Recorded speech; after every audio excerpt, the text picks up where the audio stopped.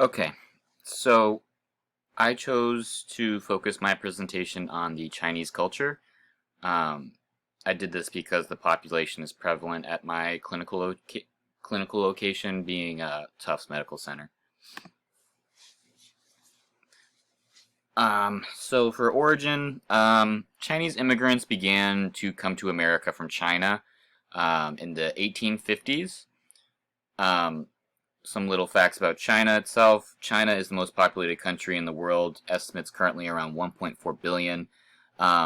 It contains more cities with a population greater than 1 million than any other. Um, for comparison, I think USA has around 10, and China currently has over 102. Um, Immigrants first flocked in the 1850s because of the California gold rush. After that, they found easy employment through farming, domestic jobs, and most famously, the Intercontinental Railroad construction. By the 1880s, Congress passed the Chinese Exclusion Act, which banned all Chinese immigration due to economic depression and hostility towards Chinese immigrants. In 1965, all immigration restrictions were finally released, and the Chinese immigrants again flocked in great numbers. Um, Today, Americans of Chinese descent represent around 1.5% of the American population. Half of the Chinese American population live in California or New York. The largest Chinese neighborhood is New York City's Chinatown. You can find that in Manhattan. That has a population of around 100,000 people. For language, the language of China includes many variants, and it's by region.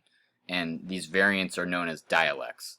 The two most spoken dialects are Mandarin and Cantonese. Mandarin has been adopted as the official language of China, and that's only been a recent. So all kids in school in China now will be taught Mandarin no matter what region they're in. So it will be taught as almost like a second dialect that they will take up. Um, in practice, it is important to know the individual's regional birthplace to request an appropriate interpreter. Um, I've seen that done at clinical. Tufts Medical Center is right next to Boston's Chinatown. There, the people mostly speak Cantonese. Cantonese, I've done a little research and found that most people that speak Cantonese are from either like Hong Kong or some parts north of Hong Kong and the mainland. Um, and then I included a picture here that I found actually at Tufts Medical Center in one of the exam rooms that we use to instruct patients that speak Cantonese. Mo Yuk means don't move. I usually use that. And then Mo Tao He, don't breathe. And then Tao He tells the patient to breathe. Use that for chest x-rays all the time. Sometimes, if that's not getting through them, I'll just actually physically show them what position I want them to be in, if that's available. So for a chest x-ray, I'll show them, I'll go to the board, I'll hug the board, and that usually gives them a good idea of what I want. Diet. So as opposed to a typical American diet where we eat mostly meat-centered meals in Chinese culture, meals are centered around vegetables. Food has a special significance in Chinese culture. Diet varies by region, but vegetables are an important part of the diet in every region. The North, they eat a lot of wheat, corn, millet, fresh vegetables. The South eats a lot of rice and sweet potatoes and fresh vegetables. Fresh vegetables are usually available year-round in the South, but not necessarily in the North. When they are not available, preserved cabbage, potatoes, radishes are used instead. Protein sources, red meat, fish, and poultry, soybeans, tofu are often substituted. And then for starches, usually all meals are accompanied with rice and or noodles. Tea is the drink of choice, especially around dinner time. For customs, traditions, and holidays, the Chinese New Year, it's the biggest holiday of the year. It's also known as the Spring Festival. It occurs on the first day of the first lunar month. So that varies every year, but it's usually in January, February. During this time, many unique traditions and customs occur. Parades, fireworks shows, people dressed as dragons. You can see a picture of that there. On the 15th day, the final day of the festival, that's when the Lantern Festival is celebrated. I have a picture of that on the left. Some traditions that also occur is just eating rice congee and mustard greens to cleanse the body and like kind of prepare yourself for a new year. Yeah. Spiritual belief system. So I was actually surprised by this. Chinese official belief system by their current government is atheism. China is roughly 50% convinced atheist. Atheism is the official religion, but China also recognizes 5 other religions: Buddhism, Catholicism, Taoism, Islam, and Protestants. Anything else besides that is, I mean, formally considered illegal, but in the recent years, they became a little more tolerant of other religions. Their views on death and dying, it's commonplace for relatives to hold vigils when a family member dies, and they will mourn their death. In the past, the dead were commonly buried, but in recent times, cremation is being increasingly favored.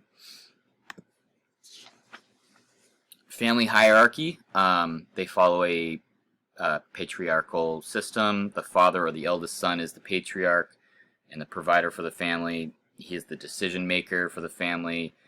Younger females may play a subordinate role to men. The mother provides for all domestic duties. Older women may have power and decision-making abilities. In modern times, women will have more of a role as provider and decision-maker. You'll see this commonly in urban cities. So health concerns, China's top 5 causes of death: stroke, ischemic heart disease, chronic obstructive pulmonary disease, lung cancer, Alzheimer's disease. I thought it was interesting to note that the stroke is the #1 cause of death, as opposed to in the U.S., where stroke is 5th cause of death.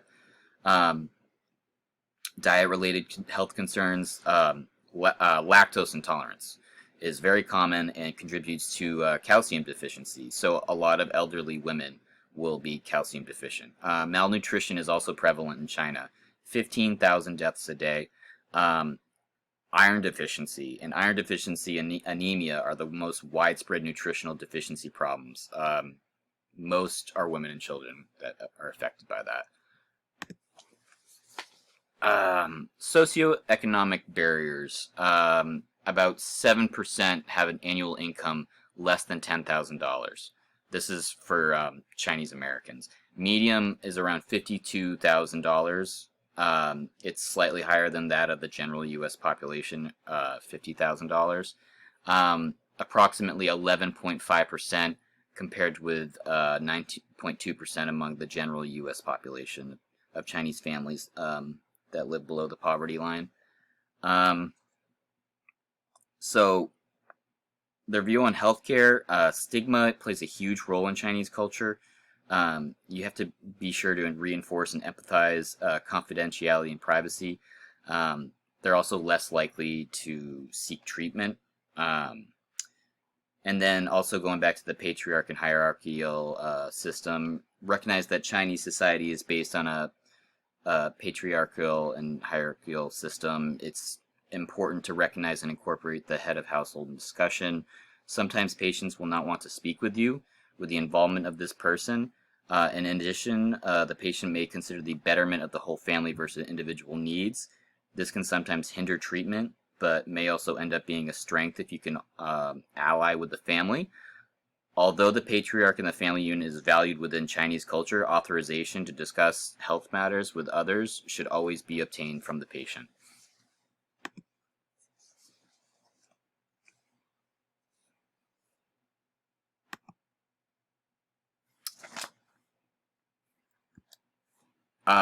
And then I just wanted to compare Eastern and Western medicine. So Eastern medicine focuses on the balance between body, mind, and spirit, yin and yang. It's a traditional and holistic approach. Um, Illness is a result of imbalance, usually imbalance of hot and cold temperature.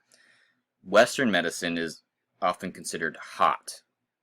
Patients may ask what they should not eat as part of treatment. Holistic approaches may incorporate acupuncture, acupressure, herbal therapies, and massage. It's important to acknowledge and value Eastern medicine when possible, but use traditional methods or traditional treatments to complement their care, um, and educate about the benefits of Western medicine. And that's it. Thank you very much.